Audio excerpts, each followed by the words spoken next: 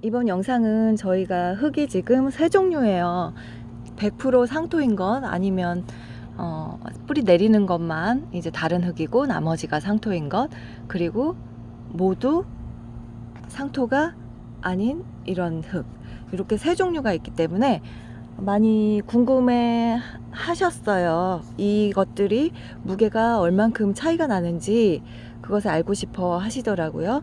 저도 그것을 공개해야겠다고 생각을 하던 중에 그거 보여달라고 하셔서 오늘은 이제 무게를 달아볼 거예요.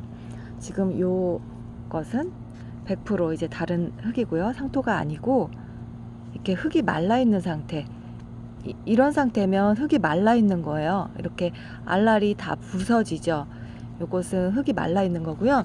요 같은 흙인데 이것은 색이 다르고 다 이렇게 뭉쳐 있죠. 이것은 젖어 있는 흙, 수분이 충분한 흙. 그래서 요것이 말랐을 때 어떻게 물을 주는지 그것과 무게를 같이 이제 측정해 볼게요. 이거는 100% 상토고요. 평상시 주는 만큼 물을 준 상태예요. 128.7 이 정도, 128, 뭐 130 정도까지는 무게가 괜찮아요. 이 수분이 안에 충분한 거예요. 모자라지도 않고. 그리고 이것은 상토와 이제 이 흙이 같이 섞여 있는 거죠. 이거는 194.8. 이거 물을 현재 먹은 상태고요. 194.9, 거의 195 정도 되는 거네요. 이것은 그렇고요. 이거는 또 많이 무거워요. 이거 100% 다른 흙인데요. 이건 327. 물이 마른 상태에서 327이에요. 물론 흙 양이 조금 차이 나긴 한데 이건 물 먹은 상태를 볼까요? 354. 이 정도. 그래서 이제 이 흙에 물을 줘야 되는데, 여기 받침이 16.5죠? 이거를 같이 놓고 여기에 물을 주는데, 이 흙은 상토처럼 물 주자마자 이렇게 아래로 내려오고 그러질 않아요. 이게 굉장히 마디고 이 결합력이 좋아요. 그래서 물 흡수가 바로바로 되지 않거든요. 그래서 물 주기가 오히려 쉬워요. 과습도 안 오면서 물 주기가 쉬운 게, 그냥 이렇게 화분 위에까지 이렇게 주시면 되는 거예요. 되게 안 내려가죠, 물이. 그냥 거의 수경재배처럼 머물러 있는 것 같죠. 근데 이렇게 서서히 물이 들어가고 이 흡수하는 시간은 굉장히 오래 걸려요. 그래서 여러분들이 이 흙이 또 좋은 게 과습이 잘 안 와요. 이렇게 물이 가득 찼으니까 더 이상 주고 싶어도 못 주잖아요. 그래서 딱 여기까지밖에 못 주거든요. 그러다 보니까 과습 걸릴 수 있는 그런 게 조금 확률이 낮아져요. 이렇게 싹 들어가요. 그리고 아래로는 물이 안 나오죠. 이 정도만 주는 거예요. 그럼 무게가 어떻게 늘었나 볼까요? 396, 거의 400 가까이 이렇게 물 준 상태가 이 정도고요. 얘는 이제 물을 주고 좀 있었기 때문에 무게가 조금 덜 나가는 거예요.